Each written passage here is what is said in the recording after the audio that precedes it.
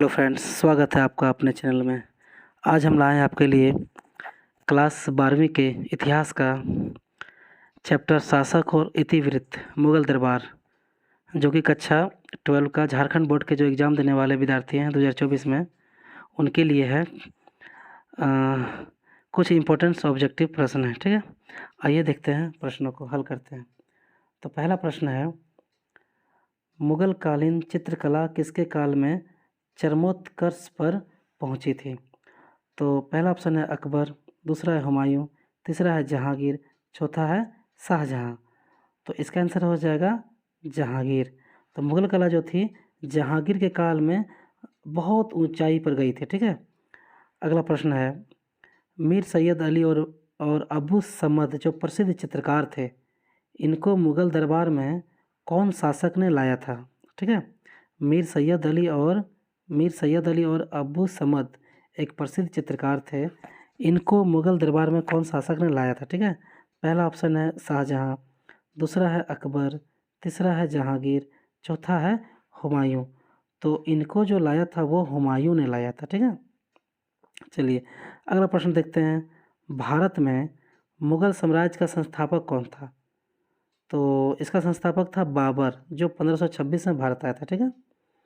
चलिए अगला प्रश्न है, भारत का प्रथम मुगल शासक कौन था? तो इसका प्रथम शासक तो बाबर ही था, जो संस्थापना किया था, संस्थापक था, ठीक है। अगला प्रश्न है, बाबरनामा या तुजुके बाबरी किसके द्वारा लिखा गया था? ठीक है। पहला ऑप्शन है गुलबदन, बाबर, तीसरा जैदी, चौथा अबुल फजल, ठीक है। तो ये जो बाबरनामा जो है ये लिखा है किसने? बाबर ने खुद लिखा है, ठीक है। ठीक, अगला प्रश्न देखते हैं।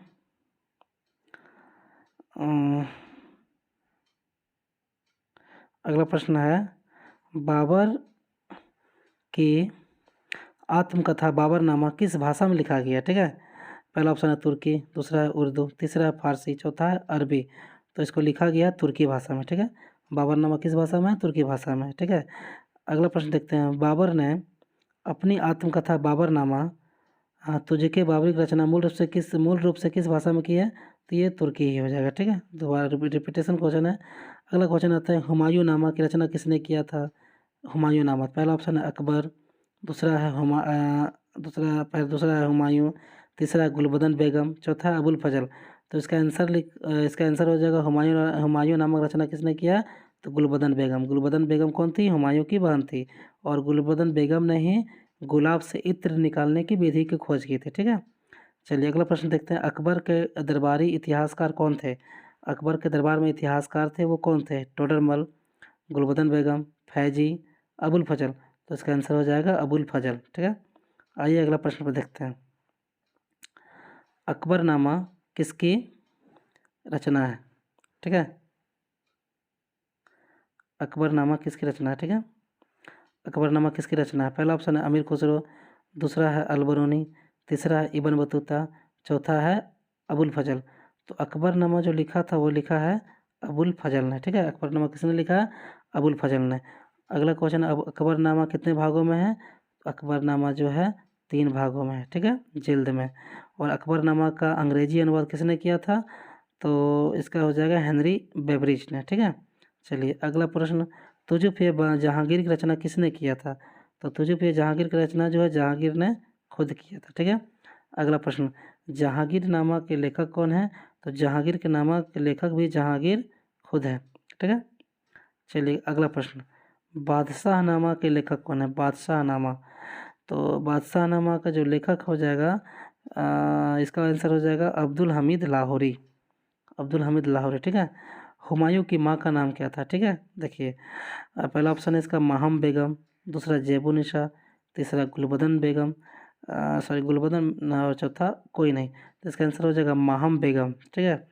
पहला प्रश्न, अगला प्रश्न है, अकबर का जन्म 1542 ईस्वी में किस स्थान पर हुआ था? ठीक है, देखिए इसका जन्म हुआ था 1542 में, तो किस स्थान पर हुआ था? तो वो अमरकोट में हुआ था, ठीक है। और अगला क्वेश्चन है, अकबर की मृत्यु कब हुई थी? तो अकबर की मृत्यु जो हुई थी वो 1605 में हुई थी, ठीक है। चलिए अगला क्वेश्चन देखते हैं, अकबर का शासनकाल क्या था? पहला ऑप्शन है 1556 से 1605, दूसरा है 1605 से 27, तीसरा है 1628 से 58, चौथा है 1658 से 1707। तो इसका आंसर हो जाएगा पहला 1556 से 1605। ठीक है। अगला क्वेश्चन देखते हैं, बाबर और इब्राहिम लोदी के बीच प्रथम पानीपत युद्ध कब लड़ा गया था? तो इसका जो प्रथम युद्ध जो लड़ा गया था दोनों के बीच, बाबर और लोदी के बीच, वो 1526 में लड़ा गया था। ठीक है, याद रखिएगा। और दूसरा पानीपत का प्रथम युद्ध 1526 में लड़ा गया, और पानीपत का दूसरा युद्ध लड़ा गया था 1556 में, और पानीपत का तीसरा युद्ध लड़ा गया था 1761 में। ठीक है, चलिए ठीक है, आगे बढ़ते हैं। अगला क्वेश्चन देखते हैं, 1576 ईस्वी में हल्दी घाटी का युद्ध किसके बीच लड़ा गया था? तो देखिए बहुत ही प्रसिद्ध युद्ध था ये, अकबर और महाराणा प्रताप के बीच में लड़ा गया था। ठीक है, चलिए अगला क्वेश्चन देखते हैं। ठीक है, ताजमहल का निर्माण किसने करवाया था? तो देखिए ये शाहजहां ने करवाया था ताजमहल का निर्माण। ठीक है, और ताजमहल नदी किस नदी किनारे स्थित है? तो ये यमुना नदी किनारे स्थित है। ठीक है, अगला क्वेश्चन है, स्थापत्य कला का सर्वाधिक विकास किसके समय में हुआ था? तो ये शाहजहां के शासनकाल में हुआ था। ठीक है, अगला क्वेश्चन है, औरंगजेब की मृत्यु कब हुई थी? तो औरंगजेब की मृत्यु हुई थी पहला 1707, दूसरा 1708, तीसरा 1709, चौथा 1710। तो इसका आंसर हो जाएगा 1707 में। ठीक है, चलिए अगला क्वेश्चन देखते हैं। अगला क्वेश्चन है, किस मुगल शासक का 2 बार राज्याभिषेक हुआ था? मतलब जो एक मुगल शासक था जो 2 बार गद्दी पर बैठा था। ठीक है, तो 2 बार उसका राज्याभिषेक हुआ था, तो इसका आंसर हो जाएगा हुमायूं। ठीक है, अगला प्रश्न है, मुगल साम्राज्य का अंतिम शासक कौन था? ठीक है, मुगल साम्राज्य का अंतिम शासक कौन था? तो इसका आंसर हो जाएगा बहादुर शाह जफर। ठीक है, अगला क्वेश्चन है, किस मुगल शासक के काल को स्वर्ण युग कहा जाता था? कहा गया। ठीक है, किस मुगल शासक के काल को स्वर्ण युग कहा गया? तो स्वर्ण युग जो कहा गया है वो शाहजहां के शासनकाल को कहा गया। ठीक है, अगला प्रश्न है, फतेहपुर सीकरी को राजधानी किसने बनाया था? तो फतेहपुर सीकरी को राजधानी अकबर ने बनाया था। अगला क्वेश्चन है, फतेहपुर सीकरी को राजधानी किसने बनाया था? तो अकबर ने बनाया। ये क्वेश्चन दोबारा गया है। ठीक है, अगला क्वेश्चन है, बुलंद दरवाज़ा का निर्माण किसने करवाया था? तो इसका भी आंसर हो जाएगा अकबर। और बुलंद दरवाज़ा कहाँ है? तो ये फतेहपुर सीकरी में है। ठीक है, अगला क्वेश्चन देखते हैं, अकबर ने फतेहपुर सीकरी में इबादत खाना का निर्माण कब करवाया था? तो इबादत खाना का निर्माण मतलब इबादत जहाँ पर वो लोग कहने मतलब इबादत जो पूजा पाठ हो गया, नमाज वगैरह हो गया। ठीक है, तो इबादत खाना ये 1575 में बनवाए थे। ठीक है, चलिए अगला क्वेश्चन हो गया, कैप्टन हॉकिंस किस मुगल दरबार में आया था? तो ये जहांगीर के दरबार में आया था। ठीक है, चलिए अगला क्वेश्चन देखते हैं, चांदनी चौक दिल्ली का डिजाइन किस मुगल महिला ने तैयार किया था? ये तो हो जाएगा जहां आरा। ठीक है, चलिए अगला क्वेश्चन देखते हैं, विभिन्न विद्याओं के विशेष नवरत्न किनके दरबार में थे? तो हम लोग पढ़े हुए हैं नवरत्नों का, किसके दरबार में नवरत्न सब रहते थे? तो अकबर के दरबार में रहते थे। ठीक है, देखिए अकबर के दरबारी इतिहासकार कौन थे? तो अबुल फजल थे। अवध, अगला क्वेश्चन है, अवध सूबा वर्तमान में किस राज्य में स्थित है?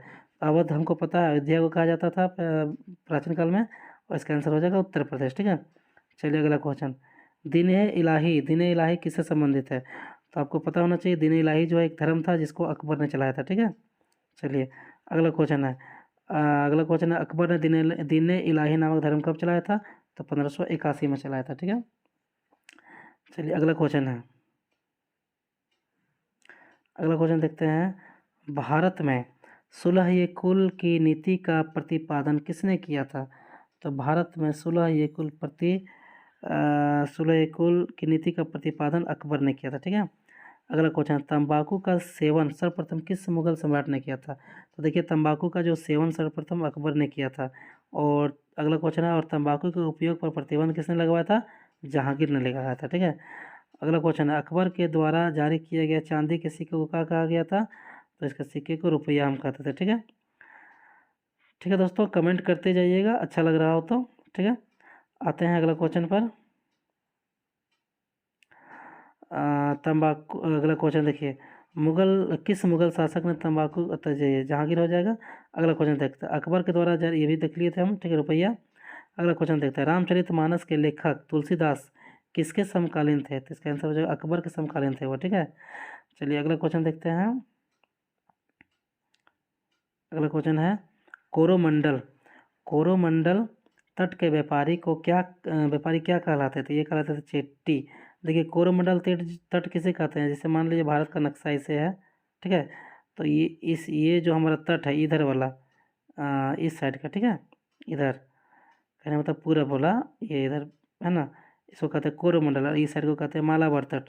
तो कोरोमंडल का तट के जो व्यापारी होते थे इधर वाला, इसको क्या कहते हैं हम लोग? चेटी कहते थे। ठीक है, चलिए अगला क्वेश्चन देखते हैं, किस मुगल शासक ने हिंदुओं पर से जजिया कर हटाया था? जजिया एक टैक्स होता था। ठीक है, जो गैर हिंदुओं से लिया जाता था, मतलब पूजा पाठ करने पर टैक्स लिया जाता था। इसको किसने हटाया था? तो अकबर ने हटाया था इसको। ठीक है, लेकिन पुनः इसको औरंगजेब ने आगे चल के फिर लागू कर दिया था। ठीक है, ठीक है दोस्तों, हमारे सेशन को लाइक करें, शेयर करें, चैनल को सब्सक्राइब करें। धन्यवाद, मिलते हैं अगले क्लास में।